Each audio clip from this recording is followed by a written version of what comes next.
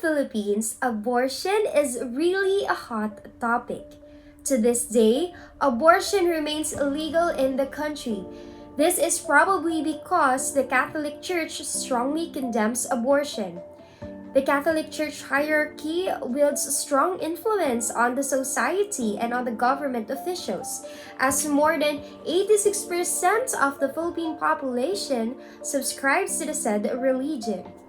But despite this strong opposition, recent legislative developments have been supportive of reproductive health and, of course, the legalization of abortion. Progressive legislators are now bringing this concern to the floor. But putting all these opinions surrounding this topic aside, I would like to view it in a very legalistic manner. Now, for my final research paper in international negotiation, let us find out what international law has to say. With this, here is an overview of my research paper entitled In Compliance with an Obligation, International Treaties and the Decriminalization of Abortion in the Philippines.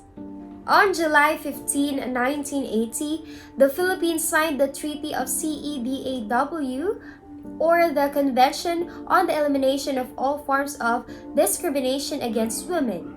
For a fact, the Philippines is the first ASEAN country to do so.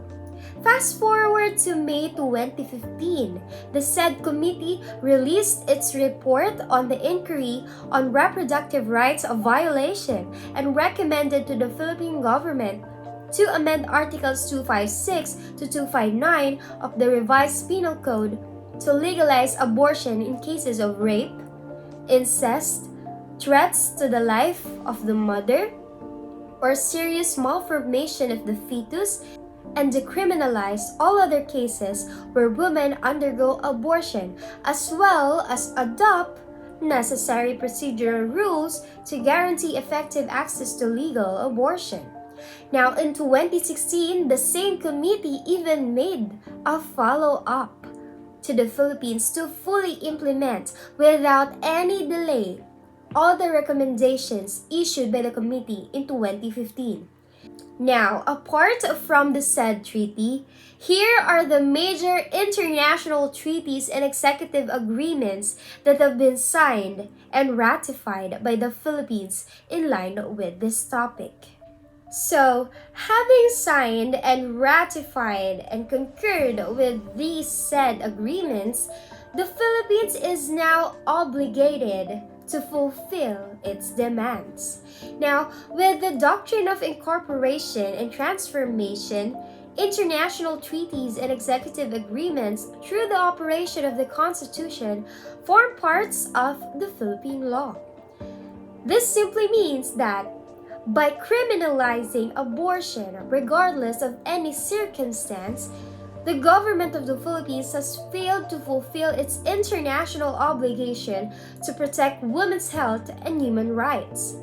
The health consequences are clear as the human rights violation committed by the government.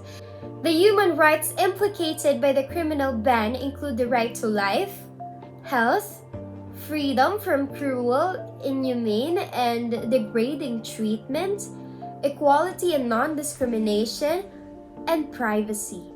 All of these rights are guaranteed by the major international treaties that we have presented a while ago. So, with all this being said, in the eyes of the law, the Legislative Department of the Philippines shall immediately start authoring a law legalizing abortion in compliance with its international human rights obligations. Otherwise, their last option would probably be just a treaty withdrawal. Now, I'd like to leave you with these thoughts. Should our legislators craft a pro-abortion law, or are we better off with these pro-abortion treaties? Now, para naman sa aking short message para sa aming prof na si Sir Jumel. So, hello sir! Hindi po ako naganda ng script para dito dahil gusto kong maging from the heart ito. Gusto ko lang sir magpasalamat sa iyo sa lahat po ng effort, ng time na binigay niyo sa amin, sa magaling na pagtuturo, sa magagandang mga presentations na mas madali po naming intindihin kahit nung time na nagsisimula tayo sa klase, wala po kaming masyadong background with our subject. Pero lahat po ng topics ay na-explain niyo po ng maayos sa amin. Salamat din po sir sa mga panahon na kahit po medyo challenging ang buhay, ay pinipilit niyo pa rin po na gampanan hanggang sa makakaya niyo ang inyong responsibilidad para sa aming mga estudyante niyo. So maraming salamat po Sir Jumel, and I'm always praying for you, for your success. Sa akin sir, siguro apart dun sa mga learnings na binahagi niyo sa amin sa klase, sobrang tatatak sa puso ko, tumatak sa puso ko at dadalhin ko siya kahit saan man ako magpunta. Yung mga natutunan ko sa inyo about sa faith, and natutunan ko kung gaano po ako kamahal ni Lord. So maraming salamat po sir, ingat po kayo lagi.